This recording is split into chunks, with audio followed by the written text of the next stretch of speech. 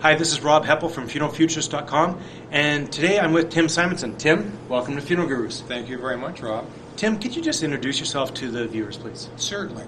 I'm Tim Simonsen. I'm with Litwiller Simonsen Funeral Home. We're in Ashland, Oregon, right on the California border. Beautiful little mountain town with ski resorts near us and lots of hunting and fishing. Okay, Great spot. Now, Tim, you're telling me earlier that where you are there on the Oregon-California border, it's kind of diverse community, and you get a lot of different requests and a lot of options. And I know, talking with funeral directors from all over, it's hard when people are always asking for something new. So how do you handle that? You're right, it is difficult. And what we have found that with families, the first thing I've got to do is find out exactly what it is that they're wanting to accomplish. To them, it might seem really, really strange, and they need to understand, as they talk to me, that it's not going to be strange for me. And as we talk through that, find out what it is that they're wanting to accomplish, and then I can begin to work with some of those thoughts and ideas and build whatever it's going to take to give them a meaningful experience. And us as funeral directors, we've learned that we always have to improvise, and some of that time is when we're sitting across from the family at the arrangement table and having to do that. Do you have any examples that you can give us of you're in that situation and the family says, well, can we do this, or do you think we can do this? And probably in the back of your mind you're thinking, well, I've never done that before, but then how do you pull it off? You're right. And that's an important thing on how I react at that point. Because if I do give any indication that, oh, this is really weird, and we've never done that before, I can't do that. Mm-hmm. They've got to feel from me that there's nothing wrong with what they're doing, and we're going to make it happen. And usually there's nothing wrong with it. Mm-hmm. There's nothing illegal, immoral, it's just a different way of doing that. And it makes it kind of exciting for me as a funeral home to do some of those things.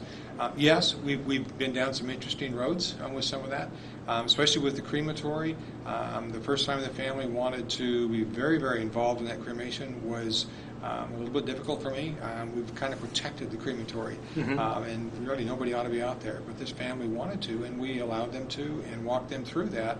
Very meaningful, Mm-hmm. to the point they even brought out the cremains, did everything on their own, and that was great. So they went through the whole process. They were there. They they put the casket into the retort and Absolutely. ignited it and stayed there the whole time the cremation took place, as well as brought the cremains out Mm-hmm. at the end and processed. They did all of that. Had other families who have taken me on wild journeys that I didn't know exactly where I was going, but was all said and done is meaningful for them. Mm-hmm. One in particular, there was a fellow, he wanted his wife embalmed in the casket. We had the service. It was to be cremation afterwards. And he said, well, it was all over. He said, can we just put her in the funeral coach?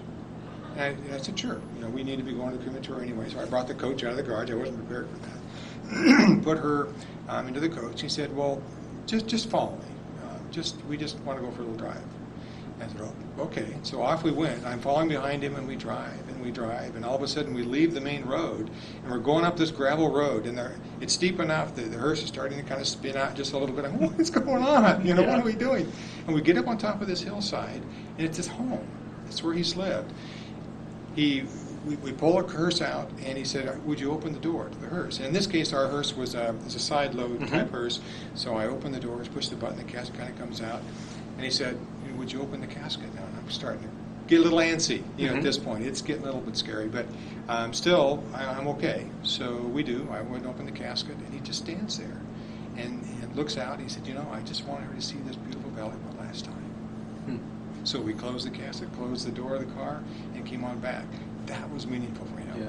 Oh, and he'll never forget that. He'll never forget that. That's right. We got to be flexible. Absolutely. Yeah.